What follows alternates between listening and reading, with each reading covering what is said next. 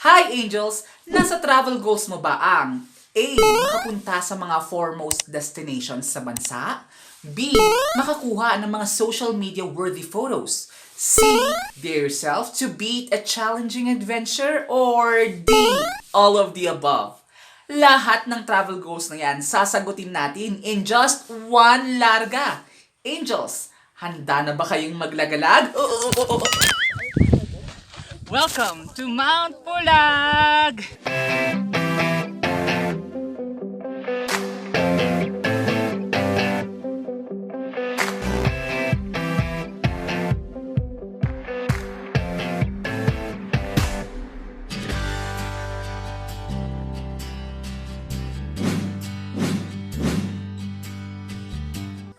Hi Angels! Today is July 13, 2019 at ngayong araw susubukan namin akyatin ang Mount Pulag! It's so sad kasi hindi natin kasama si Lottie ngayong araw. Hindi kasi nakapag-leave. Ngayon pa man, ibibigay namin sa inyo yung mga steps na kailangan nyong malaman if in case you want also to hike Mount Pulag. Yes. So step number 1 is isipin mo mabuti kung gusto mo talagang mag-hike.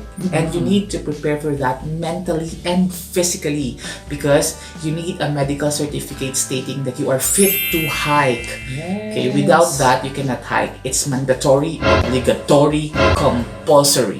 True. And pag meron na tayong certificate at may decision na, that's the time we had to set the date. Dates pala. Dahil ito ay 2-day hike. Okay? So, step number 3, pag naset nyo na yung dates, you need to look for a legit eco tour agency. In our case, for our hike today, it was our friend Dian who recommended us the Etag journeys, and all information about the agency will be posted in the description box below. Yes. And pag meron na tayong agency, doon na tayo mag-prepare all the things that we'll be needing.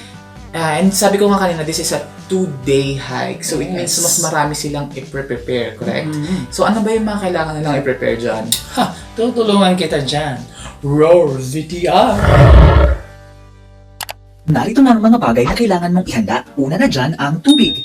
Oops, parang kulang yan. Ayan, samahan mo na rin ng energy drink. Amazing! Kailangan mo ring maghanda ng pagkain, especially yung mga energy-boosting food like chocolates and candies. You will also need eating utensils just in case wala silang available. Kakailanganin mo rin ng toiletries, yung mga necessary lang ang dalhin mo like tissue, wet wipes, toothbrush, and toothpaste. For emergency purposes, magdala tayo ng first aid kit. Samahan mo na rin yan ng pito. Dahil mag-overnight tayo at nasa bundok tayo, mangangailangan tayo ng headlights o flashlights. And make sure it's working. Magdala rin tayo ng alternative source of power like power banks for our gadgets. Dahil unpredictable ang weather sa highlands, kailangan rin natin ng rain gears to keep ourselves and our things from getting wet. Dahil bawal ang magkalat, kailangan nating magdala ng trash bags and eco bags na rin for our wet and dirty clothes. Saan mo ilalagay yan? Ayun, you need a backpack. Better kung waterproof, pero dahil wala, babalutin na lang natin siya ng plastic. Yun, okay na tayo sa mga dadalhin mo. Doon naman tayo sa mga isusuot mo. For the hike, you will need thermal wears like bonnet, clothes for layering, at least 2 to 3 layers, hand gloves, scarf, and a good pair of hiking shoes or slippers. You will also need sleeping bag and sleeping mat. But since wala tayo nun, we'll just rent sa ranger station mismo. Available sila doon. Why have I not included meals and tent in the list? Well, it's because it will be provided by the Eco Tour Agency. All details about the agency will be posted in the description box. And don't forget your camera!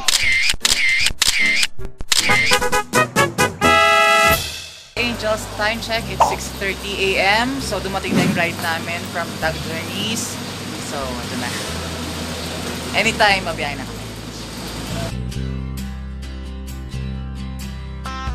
Mount Pulag is a popular choice for adventurers, both beginners and more advanced trekkers who are looking for a challenge.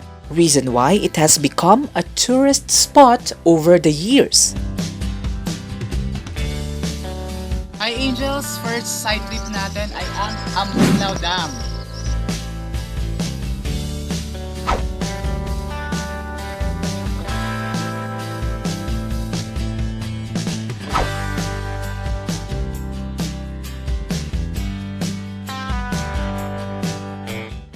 Hi Angel, sabi ko nga kanina na it's very important for you to have a medical certificate na fit to hike. Pero if you're unable to get one, may madadaanan kayong mga medical clinic dito, dadaan kayo ng driver nyo at pwede kayong magpakuha ng medical certificate dito. May mga available doctors sila. At dahil napakarami na nga ang pumupunta para makita ang shining, shimmering, splendid na ganda nitong lugar, isang pangamba dito ay kung paano pananatilihin ang ganda nito. Paano nga ba dinidisiplina ng mga nangangalaga dito ang mga turistang nais masilip ang Mount Pulag? Narito ang sagot. Hi Angels! From our first site trip, diretso tayo dito sa Department of Environment and Natural Resources Office dito sa Gabayan because they will give us an orientation first before hiking. Let's go! Mount Pulag, just like other tourist destinations, is a protected area. Sa katunayan, nilagdaan ng dating Pangulong Corazon Aquino noong February 20, 1987 ang Presidential Proclamation No. 75 na naglalayong protektahan ng bundok laban sa mga self-serving environmental developments. Kaya, by all means, you need to listen and follow all the guidelines they will provide during the orientation and respect nature as it is. In short, wag kang pasaway. Hi Angels! Time check, it's 11:30. Katatapos lang ng orientation namin dito sa Department of Environment and Natural Resources Office.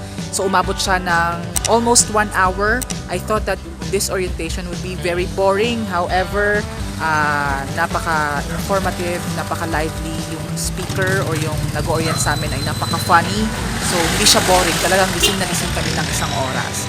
So after nito, pupunta na kami sa ranger station, kakain, magla-lunch. And then, we'll see you after that. Okay? Bye-bye!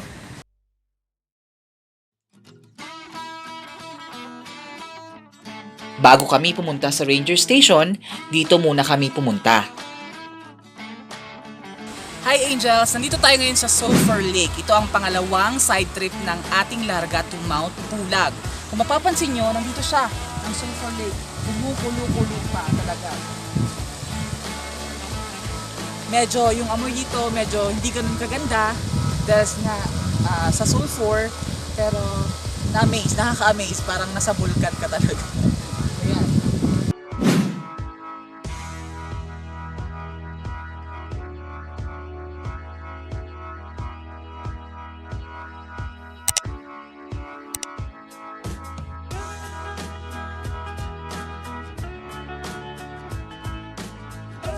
Hi Angels! We're here na sa Ranger Station. Ikakain lang kami ng lunch at magpapahinga. Okay, see you guys later. Bye!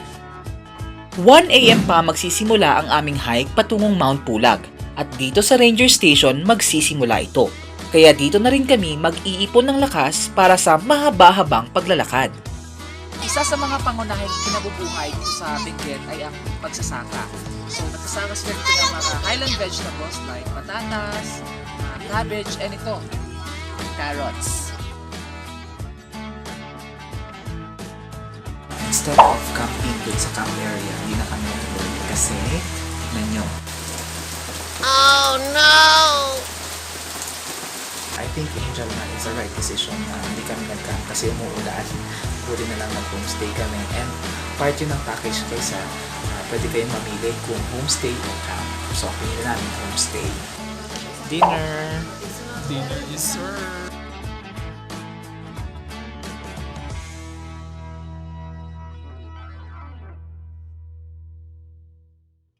Next, on Larga.